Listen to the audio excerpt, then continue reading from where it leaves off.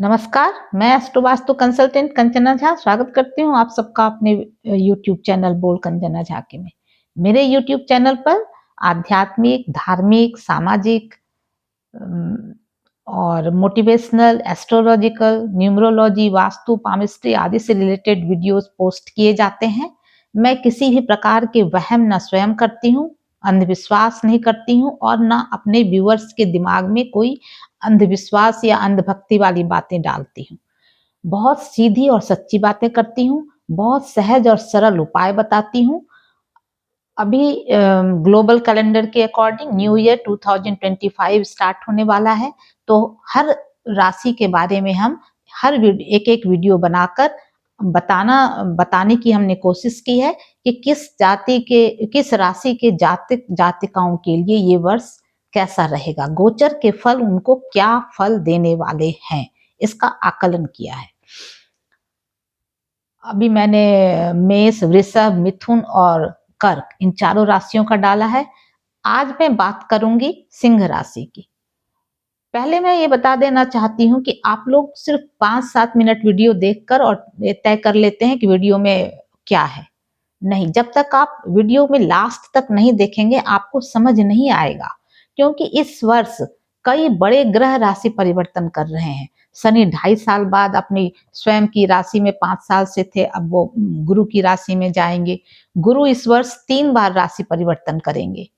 राहु केतु 18 महीने में राशि परिवर्तन करते हैं, वो भी इस वर्ष कर रहे हैं। वो हमेशा वक्री चाल भी चलते हैं। ये तो आप ये ना सोचें कि हर ग्रह शुभ ही शुभ फल देंगे, ऐसा नहीं हो सकता, किसी के साथ नहीं, ना हमारे साथ ना आपके साथ। कोई बड़ी घटना, कोई दुर्घटना ये आपकी कुंडली से पता चलेगा।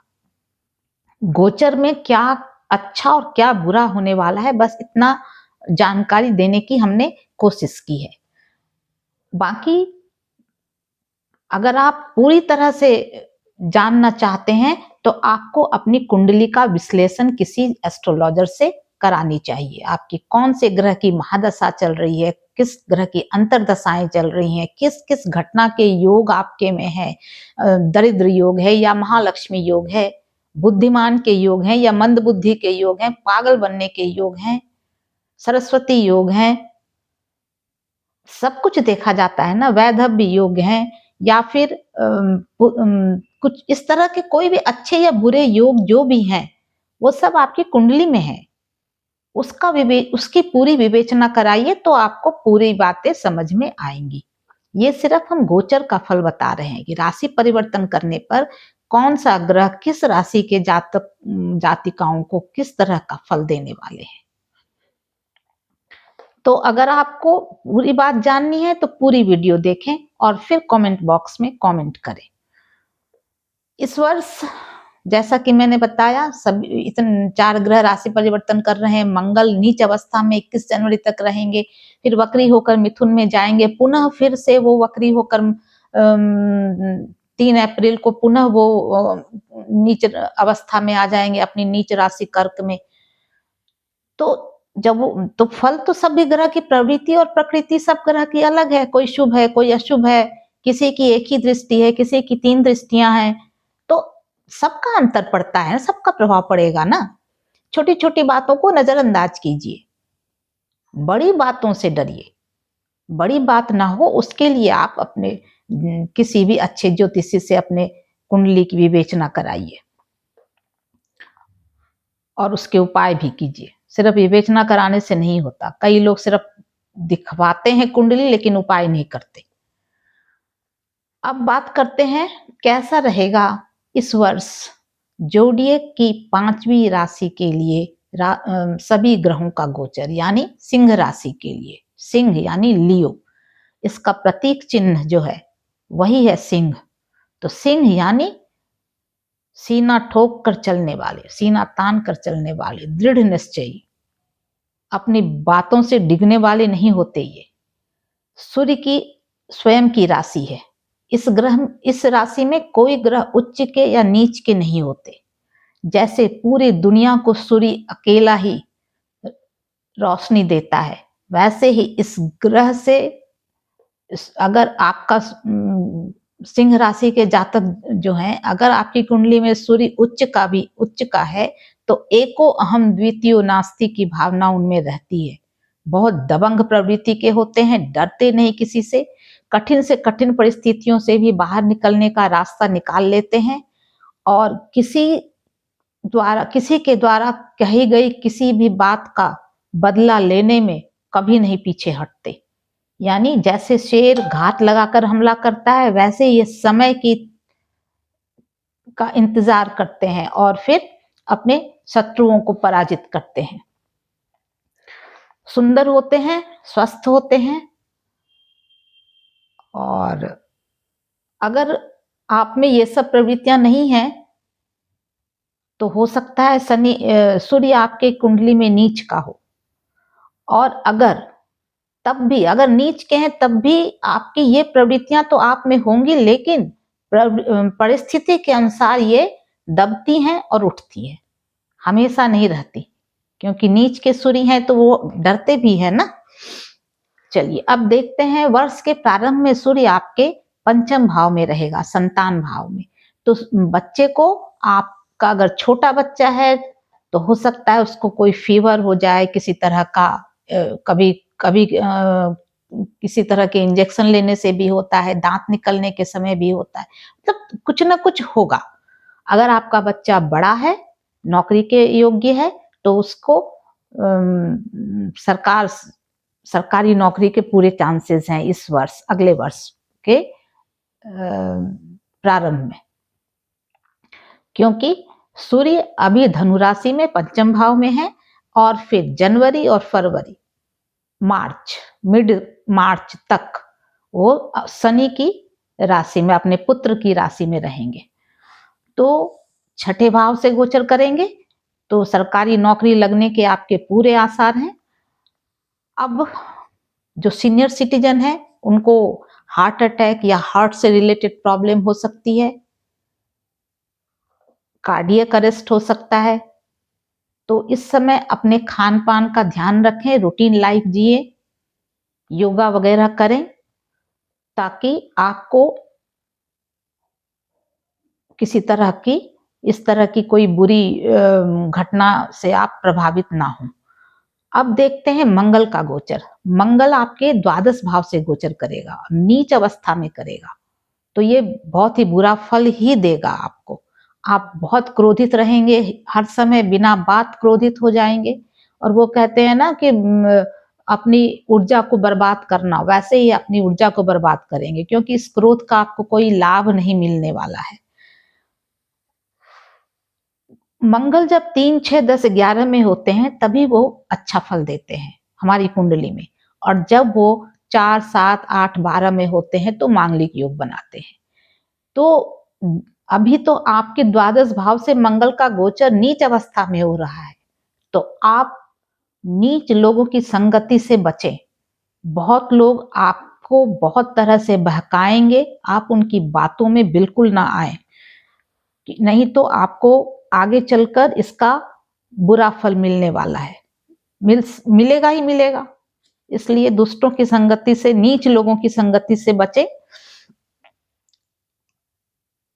आप शारीरिक अस्वस्थता भी महसूस करेंगे, शैया सुख की कमी रहेगी, आय कम और व्यय अधिक, ऐसा ही लगा रहेगा इस समय। अब देखते हैं गुरु का गोचर। गुरु का गोचर आपके दसम भाव से होने वाला है। अभी हैं गुरु दसम भाव में आपके, वृषभ राशि में।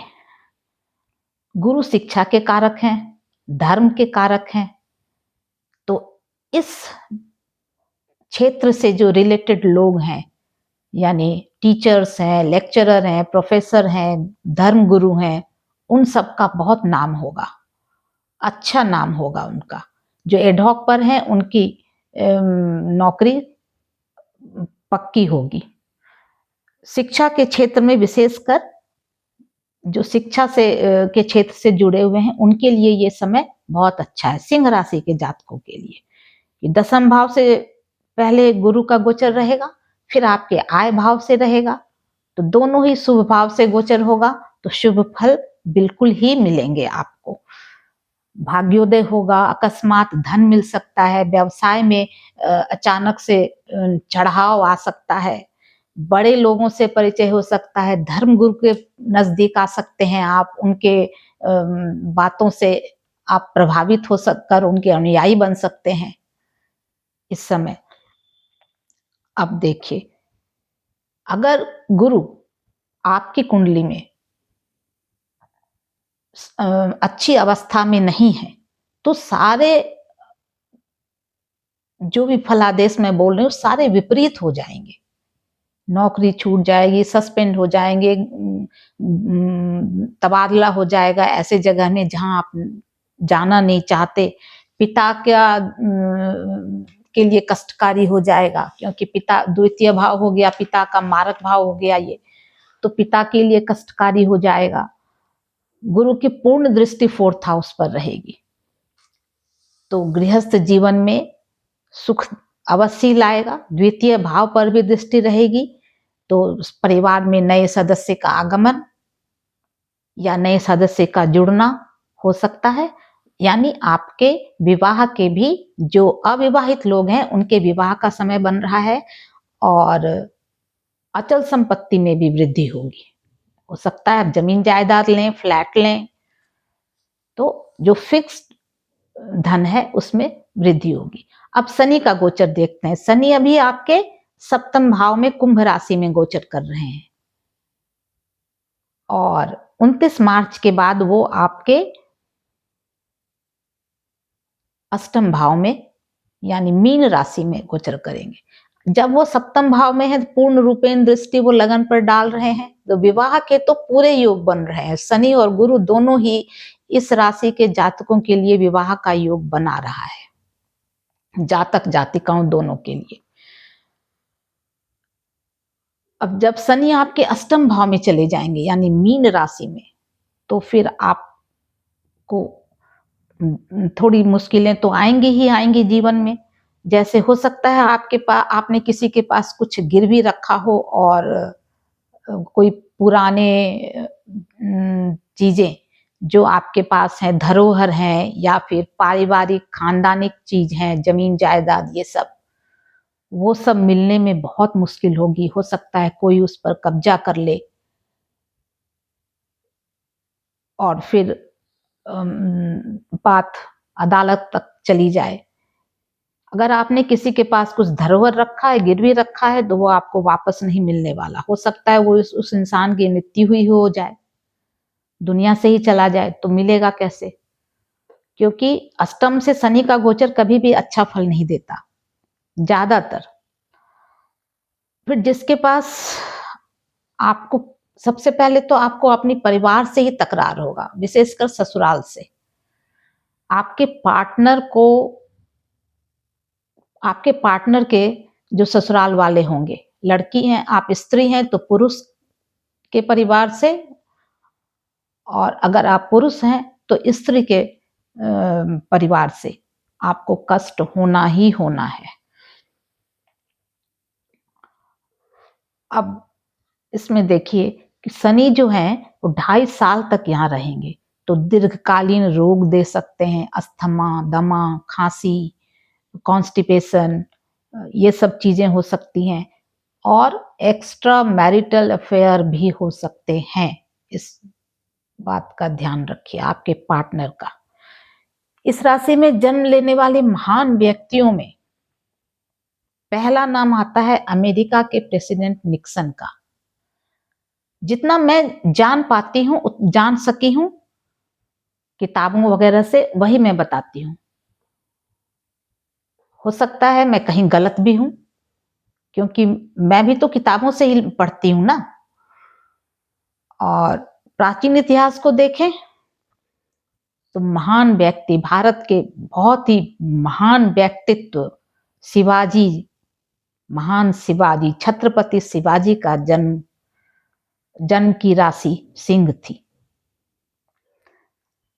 और प्राचीन इतिहास में देखें तो जो कवि हैं भारतेंदु हरिश्चंद्र, वो भी सिंह राशि के थे। हमारे प्राइम मिनिस्टर राजीव गांधी, वो भी सिंह राशि के थे। कहीं भीड़ में जाने से डरते नहीं थे और इसी भीड़ में जाने से उनको वो शहीद भी हुए, उनकी जान भी चली गई। चलिए बस इतना ही बोलती हूँ। अब ये जरूर बताऊंगी कि आप अगर सूर्य देव की पूजा करें तो आपके लिए बहुत अच्छा रहेगा। सूर्य देव को जल अर्पण करना बहुत बहुत बहुत लाभदायक होगा, और रूबी धारण करना, क्योंकि ये लग्नेश है। किसी भी अवस्था में है आप लग्नेश का रत्न धारण कर सकते हैं। अगर आपको मेरी वीडियो अच्छी लगी हो तो आप वीडियो को प्लीज सब्सक्राइब करें। अगर मेरी वीडियो पर नए आए हैं तो सब्सक्राइब करे बिना ना जाएं। वीडियो अच्छी लगे तो लाइक करें, नहीं अच्छी लगे तो डिसलाइक भी कर सकते हैं। आप अपने दोस्तों, अपने चाहने वालों, अपने वेल विशर्स, रिश्तेदारों, मित्रों के साथ शेयर करें। Thank you.